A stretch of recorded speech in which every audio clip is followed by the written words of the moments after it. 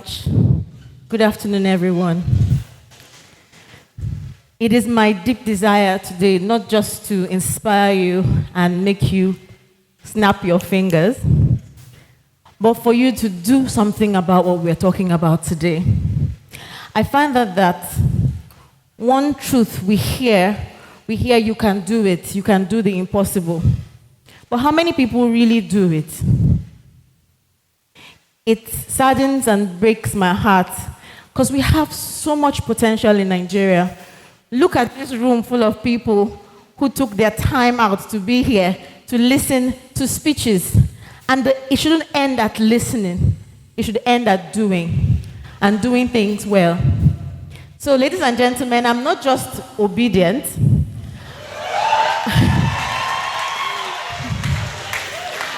I am obedient to Nigeria, and I'm obedient to Africa. And this had been one of the things that had thrusted me forward to take risks. You have to take risks. It's not enough to sit down and listen. Oh, please, don't do that to yourself. Don't waste these hours of your time to sit down and listen and take notes and snap your fingers. And you go back and you say, I can do it. And the next morning, you don't wake up early. Or you don't wake up and write for that proposal. Or you don't stand up and get dressed, even when you're tired and you feel like fainting, and you still go ahead. At least I know I did that to come for this conference. I felt like I was going to die, but I could do it. And I'm going to do it. And I took the steps. So I don't want us to stop at just listening. I want us to go into doing. So the paradox actually is that many people would listen, but not everyone will succeed. You need to break that norm. And I want to talk a bit about that today. And my topic is called The Danger of the Uncommon Truth. And I will take us through a series of thinking. You have to reflect, because your thought process is what determines the actions you take and what makes your actions different from everybody else's. Now, before I go on, I'll start with some definitions. I know we all know the meanings of these words, but just so that we're all on the level playing field. So what is truth? Truth is a body of real things. Actuality. And when you say something is uncommon, you say it's out of the ordinary. It's not like everything else. It's special. And then when you say danger, is liable to harm or pain. And now before I proceed, I would like to, in a way, reintroduce myself. So I'm a pharmacist, an entrepreneur, and I also call myself a philosopher. Now, in case you're looking at me strangely, like, why philosophy? I know there are many professors here who are musicians or engineers who like to bake. We are all highly multifaceted creatures. And I'm sure I had my philosopher's hat on when we're talking about the TEDx talk over 4 weeks ago. Because why on earth would I pick the topic, danger of the uncommon truth? Like, really? But I picked it. And as the weeks progressed, I started to ask myself real deep questions. What is truth? I started to panic. I don't know what truth is. What is uncommon truth? And what is even the danger of uncommon truth? Can I do it? Is it possible? In actuality, I became very scared. And then I called a friend, and he said, Sarah, relax. You can do this. You've spoken in many places before, you can do this. And even though the truth was that I had spoken in places like Nairobi, Rome, London, and in Lagos, my reality at that time was that I was scared. And as I thought about it, I realized that the real reason I was scared wasn't because I hadn't done it before.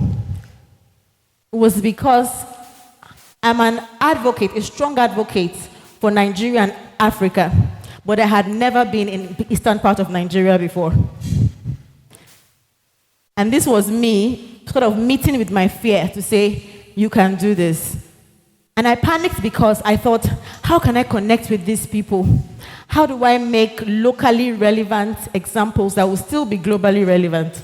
I panicked because I wanted to bring value, but I didn't know how to. Now stay with me. When you see those great things you see in the front, these are the crazy thoughts that go on behind. So you don't just wake up and you do those things and you snap your finger. The amount of thinking that goes into it to build that unique process takes time. And I'm taking you through that process. Thank you for staying with me. And so, coming to Owerri, I discovered that, yes, it was a beautiful peri-urban city. I discovered that, oh yes, like every Nigerian city, it had its fair share of economic challenges. We would say, oh, there's not enough money going around. That was, or that is our reality. But I bet you, if you were to speak to some politician, they will say, no, there's money in the circulation, there's money everywhere. That is their reality. And what came to my mind was the first thought that I designed about truth. That truth is not the same as reality. You must come to that conclusion because there are things that will scare you that may be your reality. But can you do it? Yes, you can. Do you need to do it? Yes, you must. You must delineate between the two of them. And then I moved on to say, what is uncommon about the truth? What are the uncommonalities about truth being separate from reality? And why don't we know everything we should know that makes it now uncommon? And I found, I'll give an example. I found that Nigeria has overestimated 200 metric tons of proven fine stones. Gold being one of them is set to catapult Nigeria into great strategic financial heights. But the question is, do you know it? And if we know it, is there a danger in it? Now the danger, I would say, imagine if we all know this and we now work in an unregulated society. Illegal mining will be on the increase. I'm sure you know that. And illegal mining is used to fund wars and a lot of corruption you see happening. And what will end up happening is an example, the blood diamond conflict that you've seen or you've heard about that's happening in Angola or Sierra Leone. We wouldn't want more of those in Nigeria, do we? So it is an uncommon truth. But what do you do with that? If you don't do the right things with it, it becomes a danger. It can inflict pain and harm. Now, on this journey of thinking, now I'll have to reiterate again that these are the things you think about before you design any process or before you think of executing that great things, because you will get tired of trying to do big things. Sometimes you can't do it anymore. But when you've thought through the process and the pros and the cons, it keeps you going. So the next truth that came to my mind was that truth is in your subconscious. It resides in your subconscious. And I'll use a story to tell it, and I call it an anthropomorphic story of frogs. Anthropomorphy is when you just give the character of a person to animals. So in the year 1950, this is fiction, by the way. In the year 1950, all the frogs in Europe decided to have a race to see who was the best and the fastest. And the city they chose was Paris in France. And the location, the goal, was which frog would climb the Eiffel Tower. Now, we all know that the Eiffel Tower is more vertical than it's horizontal, right? So it was a giant feat. So on that day, over 1 million frogs turned up in Paris. And people were wondering, why are there so many frogs? So people lined up to see what was going on. And then the race started. Get set, go. The frogs started to hop and hop. And then I think it was rainy season, just like we have it here in Nigeria. I'm proud to say Nigeria. It started to rain. So the frogs are slippery, the roads are slippery, and people said, it's not going to work, let's just go back to our houses.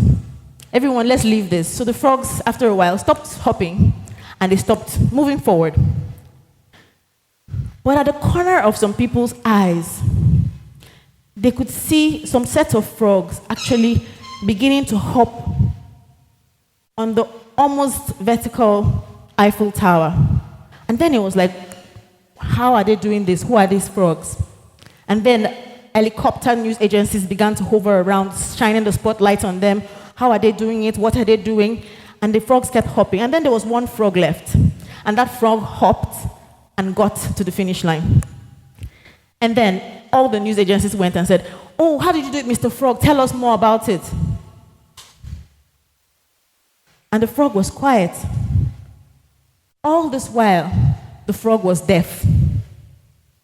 The capacity to do or not to do was not dependent on what people thought or said or what they allowed to be heard. The capacity to do it had always been on the inside of the frog. Who is to say that frogs cannot develop a capacity to cling upon vertical objects and hop to the top? And so, the uncommon truth I would like to point here, and I know many of us may know this, but your conscious is